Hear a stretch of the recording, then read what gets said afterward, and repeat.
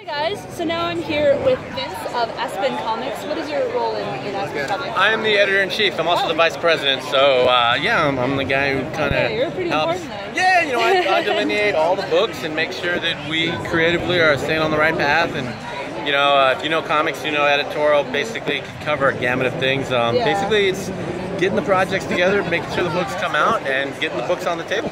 The editor, basically the writer, you know, puts it out there. The editor is the one that goes through a mop and takes all the loose parts and cleans up all the garbage. The comic book editor, you know, in a lot of ways is the kind of like the director of a book. Right. They make sure that the project is chosen, bring it together. Yeah, make sure to manage the talent, any little thing that comes up along the way, and then just making sure that the product is of the quality that we, Aspen fans are used to. Yeah. And the thing that grabbed me about this stand is this series, Fathom. Sure. Which he was just telling me about. He said it's a marine biologist, and she finds out that she is part of this. Of underwater. Yeah, Fathom is it's our most popular title. It's about Aspen Matthews, this character here, and it's basically the story of her, a marine biologist who comes to learn that she's actually a part of this race known as the Blue and underwater. It's basically a whole world that lives under the surface. Like Atlantis. Yeah, and they've been in hiding for years, and this is kind of their coming out party. Are they magical? They are not magical. They everything in this story is done with the thought of science and biology and how it would work in a real-world setting. Yeah, we try to make it as real as possible while obviously keeping the fiction aspect of it, because at the end of the day, we want to make entertaining stories for people. We want to make sure our fans love what they read. No, I like that bent that it's more scientific, because that's pretty unusual in the comics I've read. Yeah, and I think that's what kind of makes this book stand out a little more from other water-based books, is the fact that it's not just, hey, she's got powers and we just made her name more. It's, this is actually a biological race that, humans, you've come to find out, humans spawn from these people. So there's a lot of genetical kind of, I would say, real science fiction-y aspect to it. Almost like Michael Crichton, where like in Jurassic Park. Yeah, exactly. And a lot of that, the tones in Jurassic Park where you see like what happens if you act like God. Right. Those tones take place in this book as well. So yeah, there's a lot of similarities between that. We like to think it's just a fun read, I'm already sold.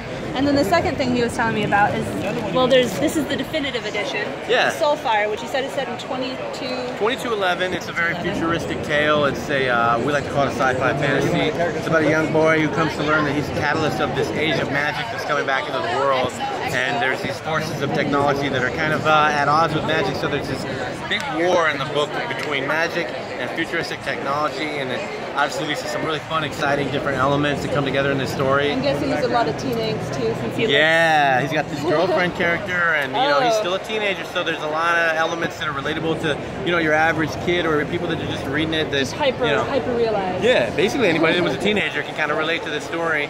I was once a teenager, believe it or not. You know what? I feel like that makes sense. Hopefully. I love that line in Matilda where he's like, "I hate children, glad I never was one." Yeah, exactly. Yeah, I think there's a little bit of children in all our books, so it's like we want to do things that people love to read, and that's kind of our mantra. So. And he said these are your two top selling. These are our two flagship books. Yeah, these are the ones that everybody really knows. Our creator Michael Turner and our founder Michael Turner. These are his two books.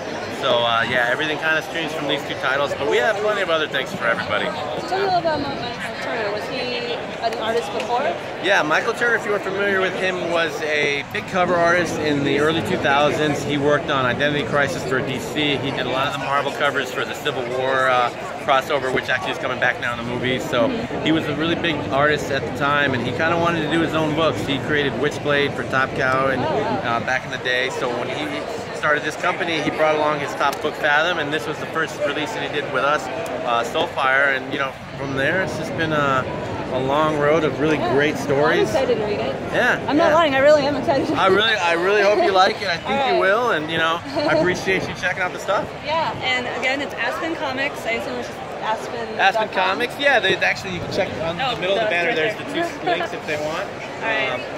Everything's there for them. So the normal price, you said this is $40, or is that exclusive? What's that? This is $40 at cons and online. Okay, online. And as you can see, there's a lot of paper issues too. I'm just a fan of more solid ones because I have a bad habit of ripping paper ones. Yeah. But thanks very much. I appreciate it. I will put this video online and I'll give you a link so you can check it out. Sweet. I Thank appreciate you. it. That's awesome.